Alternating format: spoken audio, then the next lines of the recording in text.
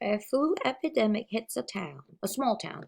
Let P of t be the number of people sick with the flu at the time t, where time is measured in days, from the beginning of the epidemic, and P of 0 is 25. So what does this mean? This part that I'm highlighting in orange. So day 0, there are 25 sick people in this town. Where did they come from? I'm not sure, but these are gonna be the people who are spreading the disease, right? So suppose that after T days, the flu is spreading. But look at the wording. This is not talking about how many people are sick after T days.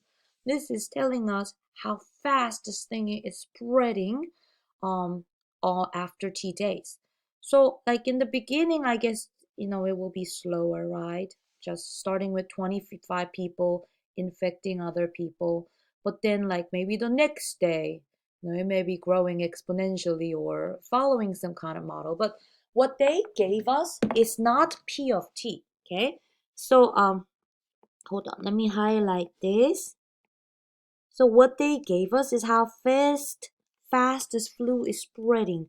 So this function that I made up, okay, I try to make it similar to your number 1, is actually P prime of t, how fast this flu is spreading. So given the derivative function, how do we go back and find the original function? So basically what they're asking is, what kind of function has this 160t minus 5t squared as the derivative and it meets this orange condition? So I'm gonna show you how we use um the reverse power rule that you learned about in section 4.1 and 4.2, I believe. So here we go. Let's take the antiderivative. Okay, draw that integral symbol of the function they gave us. 100. Okay, you know what? Let me try to make my notations all perfect. So P of t, what we are trying to find, okay, is going to be the integral of the P prime of t with respect to t. Okay, and here we go, let's write it. Integral of 160t minus 5t squared. All right, so starting with the first term, 160t, if I find the antiderivative of that, here's what I do. I write down the term first, and then I will go up on the exponent by 1. So you see this the first term had an exponent of 1, right? But we have to go up by 1. So make that 2 now. And then don't forget to divide by the new exponent of 2. Okay?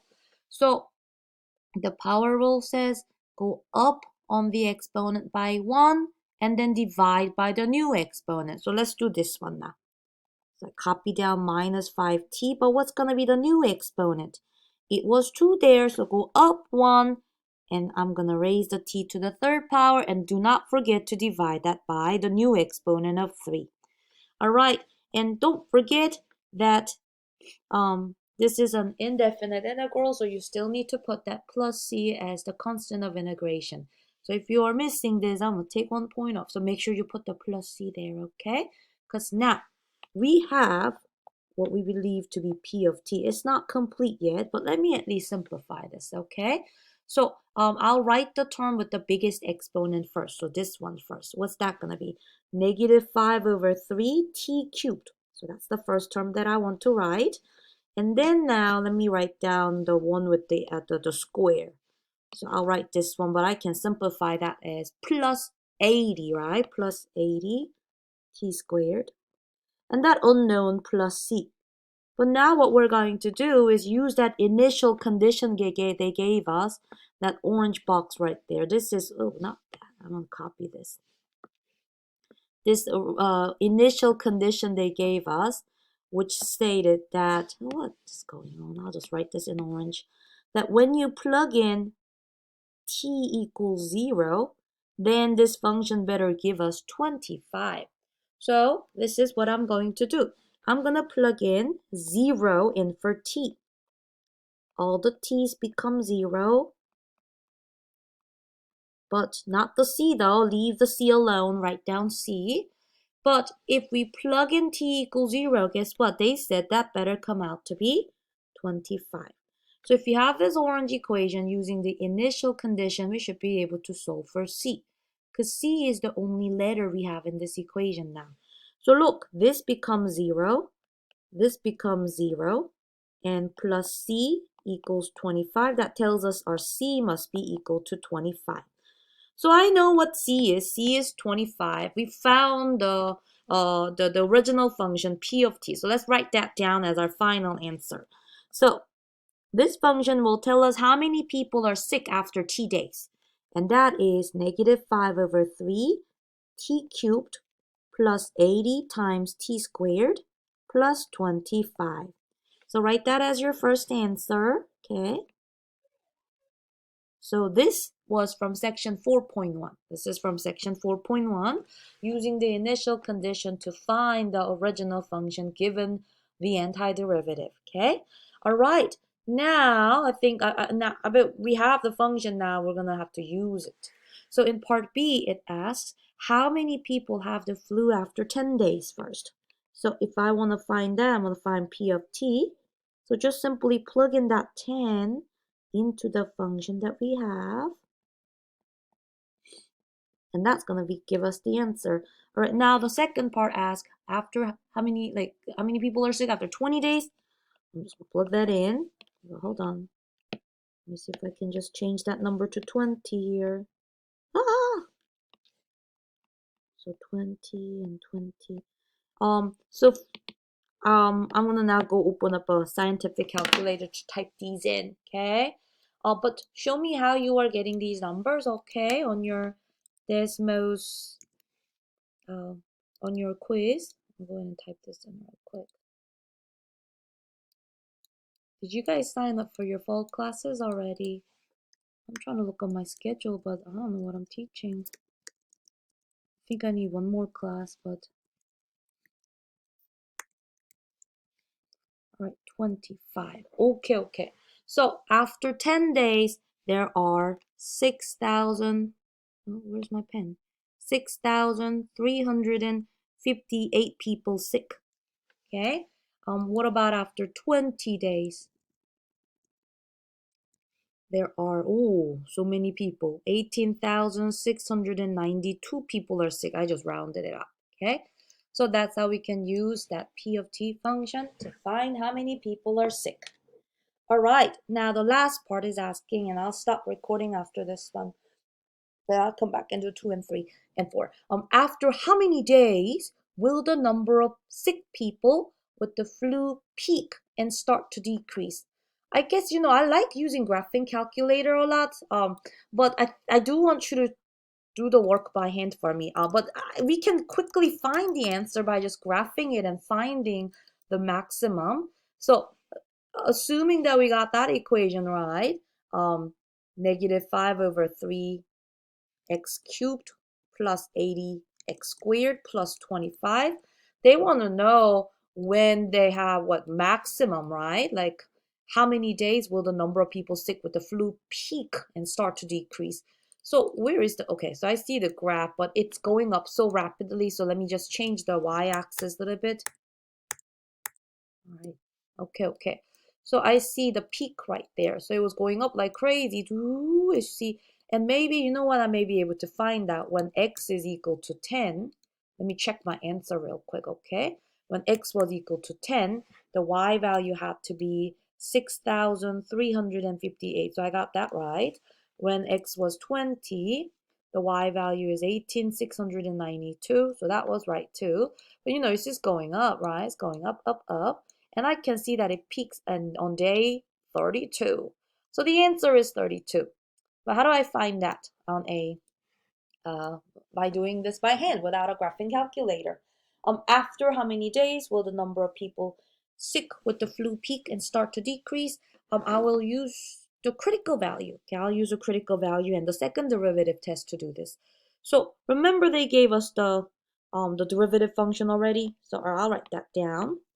P prime of t, they gave that to us as, I forgot, 160t, yep, 160t minus 5t squared.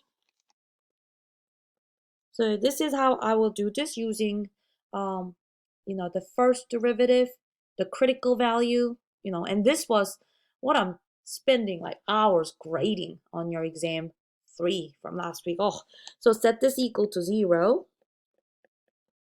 And let's factor out something that we can on the right-hand side. I think 160 can be divided by 5, right? Definitely. So I'm going to open up a small calculator and I'll just try to factor out the 5 here. Hold on. 160 divided by 5 is 32. So if I factor out 5t, I will have 32 minus t here, which means t is equal to either 0 or t is equal to positive 32, right? That's how we get 0 on the left-hand side. But let's think about this. And I'm being mean, I guess, guys, when I'm grading your exam 3. Because some of you will just circle t equals 32. That's my answer. But I want to see the second derivative test. Because, like, how do you know that 0 or 32 is where the minimum or maximum happen? All critical value is talking about is, hey, that is where extrema may happen. That may be the local max, that may be the local min, or it may not be anything at all. So you gotta show me the proof that this is where the maximum happens. And in order for you to do that, use that second derivative test, okay? So find the second derivative. What will I get? I will get 160 minus 10t, right? And plug in those two critical values that we just found. What is p double prime of 0? Well, that is just 160, right? And that is positive. Positive second derivative means this is where relative minimum happens. Okay? So that's not what we're looking for. We're trying to find the day that when this flu peak, like we were looking for the maximum. So that wasn't what we were looking for. So what about the second derivative at 32? Okay, if I do 160 minus 10 times 32, what's that gonna be? Hold on a second. I'm gonna go ahead and type this into a calculator. So 160 minus 10 times 32. Oh, look, that is a negative number. Not that I care about what this number is, but I just care that this is a negative value. Negative second derivative means that this is where relative max happens, okay? And this, what I wrote down in blue, this is the second derivative test that you are supposed to use for all these min and max problems on exam 3. And you'll get my little notes that I may take like 1 point off if you're not showing me this work. But we needed to check this because we can't assume which one of these critical value will give us the minimum or maximum. But I got the answer. Let's answer this question. After 32 days, the number of people sick with the flu peak, peak, and start to decrease,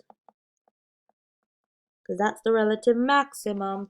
To the left of this point is going up, and then to the right of that point, day 32, is going to be going down.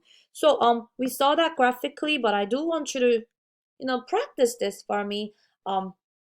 Because just attaching a graph alone won't, we gotta find all these by hand. So that, I think that's enough for the first one. I will come back and go over number 2, 3, and 4 sometime today or tomorrow. But I'm sorry about not putting these earlier this week. I just had 2 sections of 6-week classes ending, so I had to submit their grades real fast. But I will be back to go over number 2, a similar problem, a little bit later, okay?